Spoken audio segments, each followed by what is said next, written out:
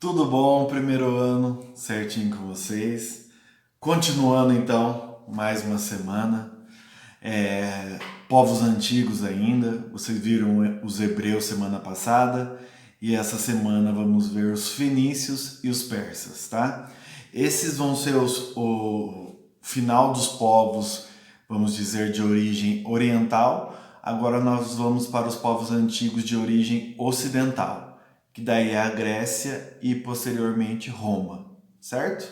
Então vamos lá. Fenícios. Ah, professor, qual a localização dos fenícios? Eles ficavam entre o leste do mar Mediterrâneo, certo? Que é na costa.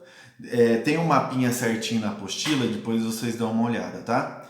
Então, fica entre o leste do mar Mediterrâneo, que corta tanto Europa, África na parte norte e leste ali do Oriente Médio, tá? Então, a Fenícia fica naquela saída para o mar Mediterrâneo. Então, ponto estratégico, tá? Saída para o mar. Então, ficava desde o leste do mar do Mediterrâneo até na costa, né, do mar Mediterrâneo, até as montanhas no interior, que daí daria até o atual Líbano, tá? Região do Líbano hoje é uma região que pega a parte que era o Líbano de antigamente, certo? E uma coisa a se destacar é a posição, é a questão do relevo da região onde os fenícios ficaram. Muito montanhosa. Se é muitas montanhas, não tem muitas terras férteis. E as montanhas vão isolar esses povos, vão ficar povos separados, tá? Mas nós vamos ver depois que, apesar de separados, vão ter características que unem esses povos como os fenícios, né?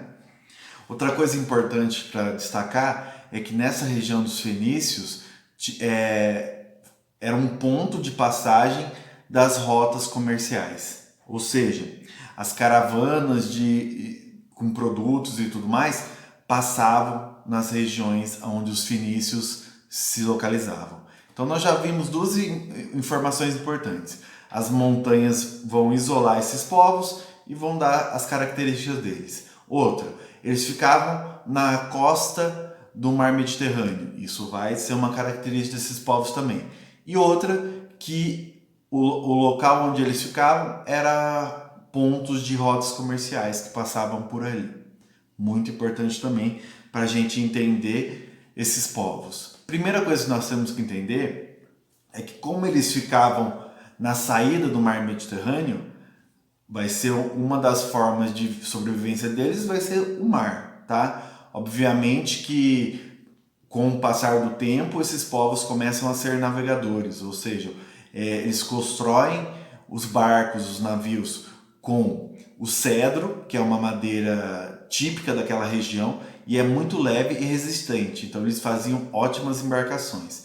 Então, o comércio marítimo vai ser uma de suas características importantes. Outro vai ser que não tem muita terra fértil, então não tem facilidade de produzir. Qual que é a alternativa então? Comercializar, pegar as matérias-primas de fora e produzir aqui dentro. Nessa ideia de pegar fora e produzir dentro, nós temos que destacar a forte forma de comércio deles, que era o artesanato. Eles eram hábeis artesãos, ou seja, tinham muita habilidade para fazer artesanato.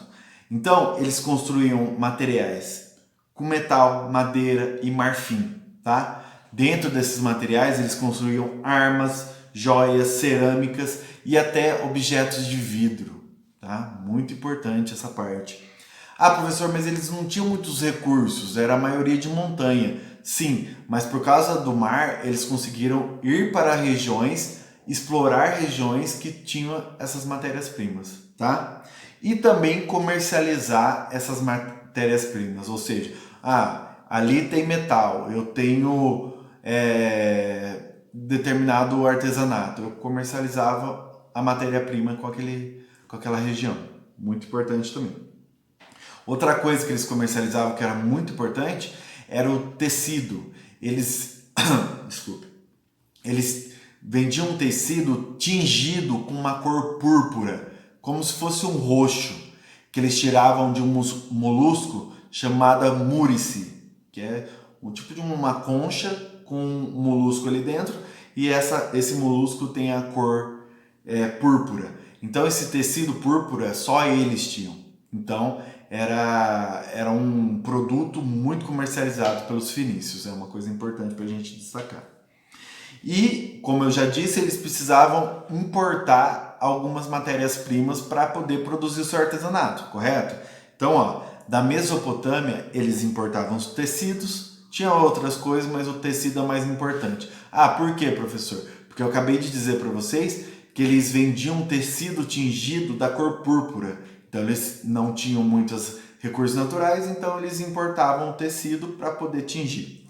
Outro, da Ásia Menor, eles importavam os cavalos, que é para o comércio terrestre, tá? Para o comércio terrestre, os cavalos. Então, tinha outras coisas que eles importavam da Ásia, mas o principal era o cavalo.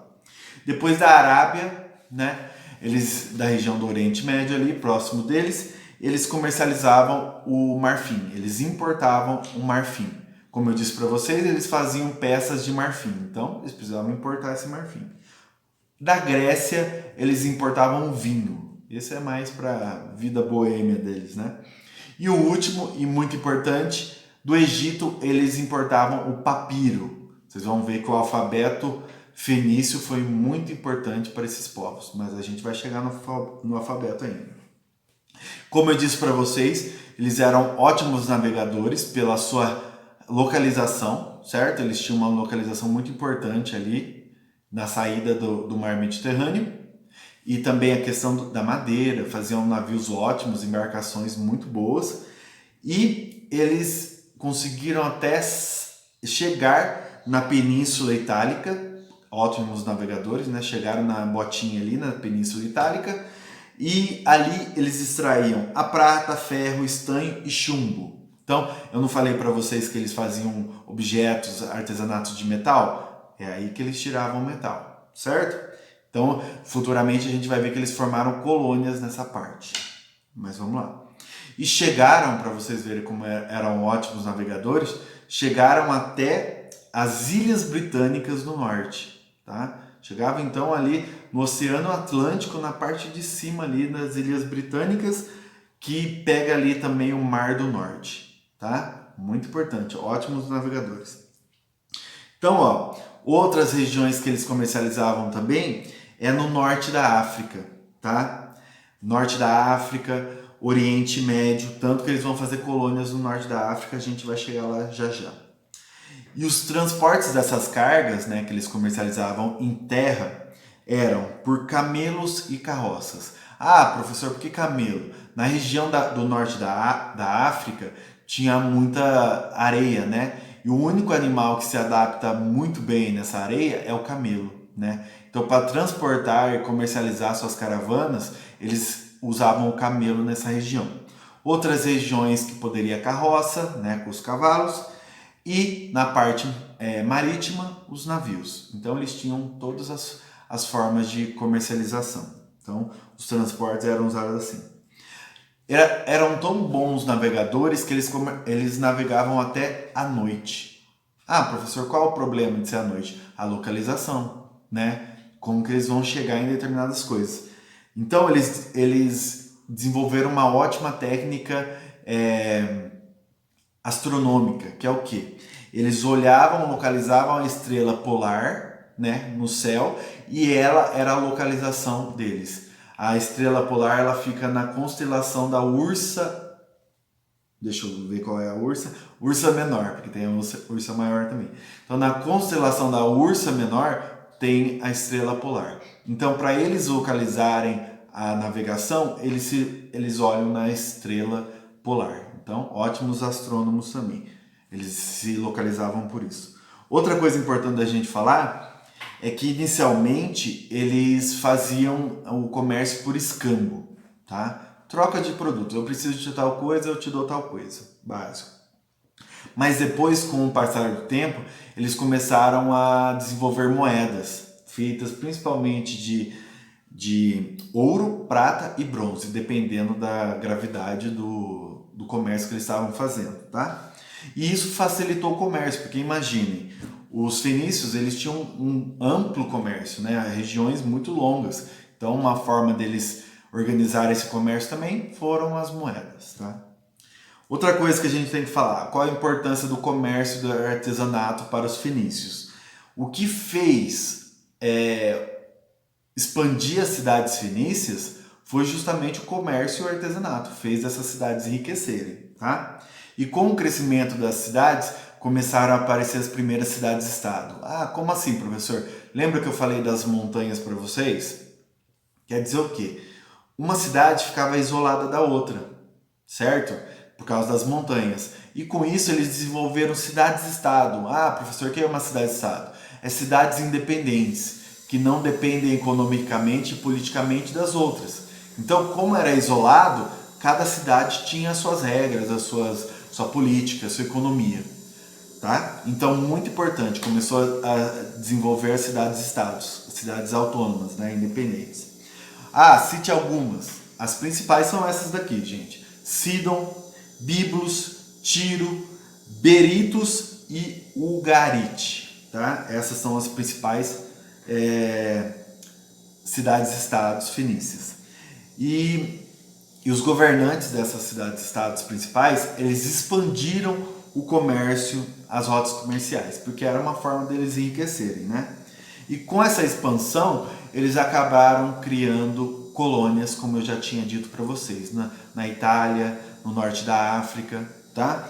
Então, com isso, eles criaram colônias em pontos estratégicos comerciais. Ah, professor, cite alguns.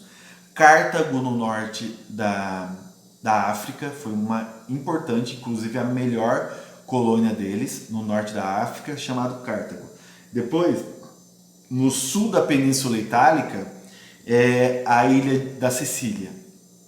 Então, eles colonizaram ali a região da ilha da Sicília, também um ponto estratégico, porque eles pegavam matérias-primas da Península Itálica também. E outra é Cádiz, que é no sul da Espanha. Eles chegaram na Espanha também e formaram uma colônia. Então, isso daí foi muito estratégico para o seu comércio. Vamos entender então mais sobre essas cidades-estados. Como eu disse para vocês, são cidades independentes. Tem a sua economia, a sua própria política, não dependiam dos outros para questão de regras e tudo mais. Mas tinha uma coisa que unia esses povos, por isso são os fenícios, que é o quê? Uma mesma língua e cultura. Quando a gente fala cultura, vamos supor a crença em deuses em comum. Ou seja, os deuses eram comum a todos os fenícios. Poderiam ter um de uma cidade, outra de outra, mas eles tinham a questão cultural em comum. Política econômica é independente, mas a cultural ligava esses povos entre si, em uma identidade, né? Outra coisa, nessas cidades-estados criou uma monarquia hereditária, ou seja, vai ter um rei, né, que vai comandar, e hereditário, morreu, vai para o filho, certo? E tinha uma característica teocrática também. Ah, o que é teocracia, professor? Esse rei tinha um poder político e religioso. Então, sempre que eu vi em teocracia, poder político e religioso. Eu já falei uma vez para vocês isso. Outra coisa, como foi crescendo esses reinos, né? Eles tinham até funcionários palacianos, né? Que seriam auxiliares do rei, tá? E como foi crescendo, as vilas menores foram tendo até governadores, tá? Governadores que tinham papel administrativo e militar nessas regiões menores dessas cidades-estados. E também tinha o comandante do campo, né, para ver como que estava a produção de certa cidade-estado e tudo mais. Tudo isso controle do rei, né? Outra coisa, que tinham até conselhos deliberativos, ou seja, pessoas que ajudavam o rei a votar determinadas leis, regras que iriam ser seguidas na cidade-estado. Então, tem vestígios que mostram que tinham conselhos deliberativos. Com o tempo, essas cidades-estados foram sendo dominadas, né, por outros povos superiores, que vamos dizer que foi dominados pelos assírios, tá? que a gente já comentou sobre os assírios. Depois pelos babilônicos, também comentamos sobre os babilônicos.